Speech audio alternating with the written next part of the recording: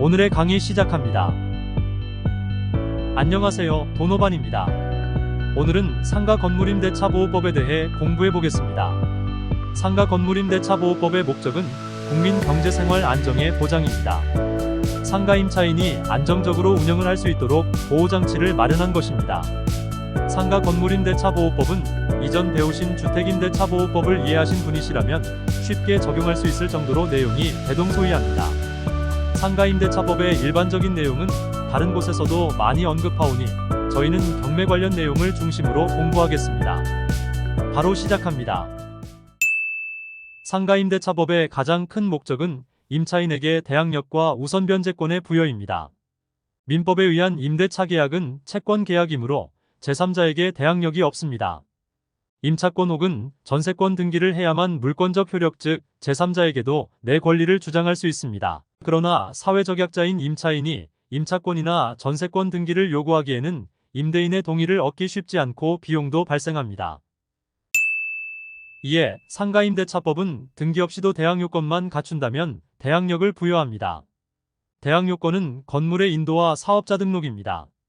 건물을 건네받고 사업자 등록을 마쳤다면 다음날 0시부터 대항력이 발생합니다.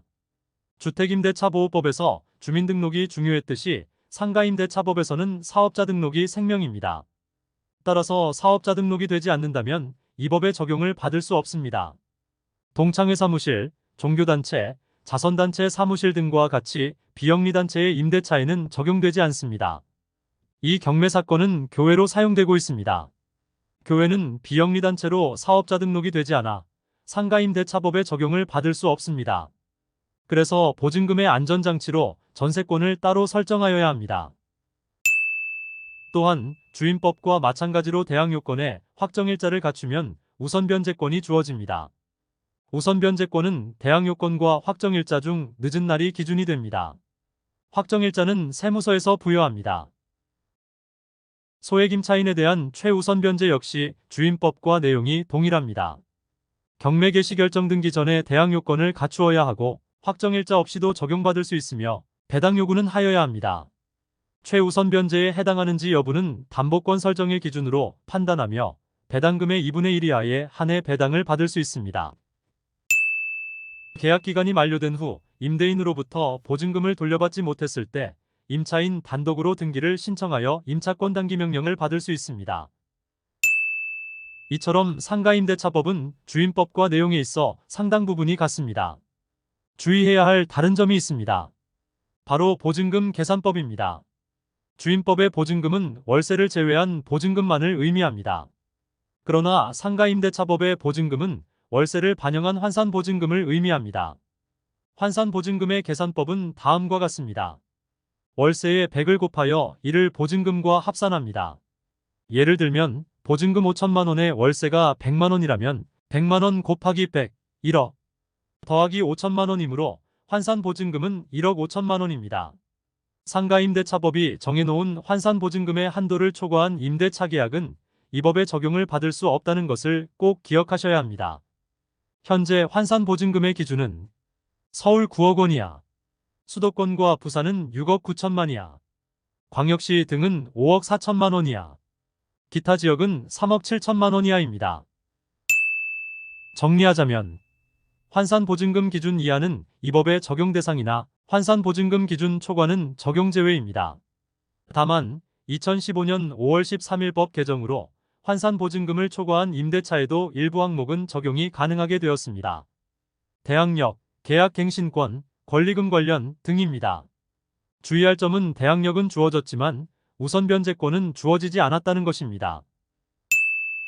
상가임대차법의 환산보증금과 최우선변제는 다음과 같습니다. 최우선변제에 대해서는 주택임대차보호법과 적용 방법이 동일하므로 이번 장에서는 설명을 생략하겠습니다. 환산보증금 관련 사례를 통해 공부해 보겠습니다. 이 경매 사건의 상가임차인은 말소기준 권리인 근저당보다 먼저 사업자 등록을 한 선순위 임차인입니다. 확정일자를 받지 못해 배당 요구하였으나 배당을 받을 수 없습니다. 배당받지 못한 임차인의 보증금을 낙찰자가 인수해야 하나요? 이때 확인해야 할 것이 환산보증금 기준입니다. 기준 날짜는 담보물권 설정일을 기준으로 확인합니다. 최초 담보물권인 근저당 설정일은 12년 4월입니다. 이때의 환산보증금은 3억입니다. 이 경매 사건의 임차인의 환산보증금은 4억이 넘습니다. 따라서 상가임대차법 적용을 받을 수 없는 관계로 낙찰자는 임차인의 보증금을 인수하지 않아도 됩니다. 다음 경매 사건의 임차인은 어떨까요? 말소기준 권리보다 먼저 사업자 등록을 한 선순위 임차인이고 배당 요구를 하지 않았습니다. 담보물권 설정일 기준 환산보증금은 4억입니다. 상가 임차인의 환산보증금은 얼마일까요? 경매정보지에는 4억 200만으로 나와 있어 환산보증금 초과로 상가임대차법 적용 대상이 아니라서 인수금액이 없는 것으로 보입니다. 그러나 임차인의 월세를 자세히 봐주세요. 352만원.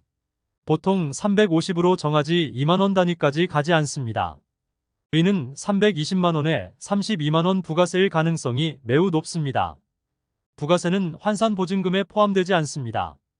고로 임차인의 환산보증금은 320만원 곱하기 100, 3억 2천만원, 더하기 보증금 5천만원으로 3억 7천만원으로 적용 대상에 포함되어 낙찰자가 보증금 전액을 인수해야 합니다.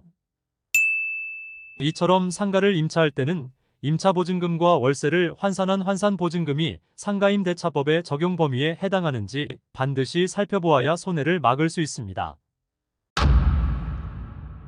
기초가 부실한 고수는 없습니다.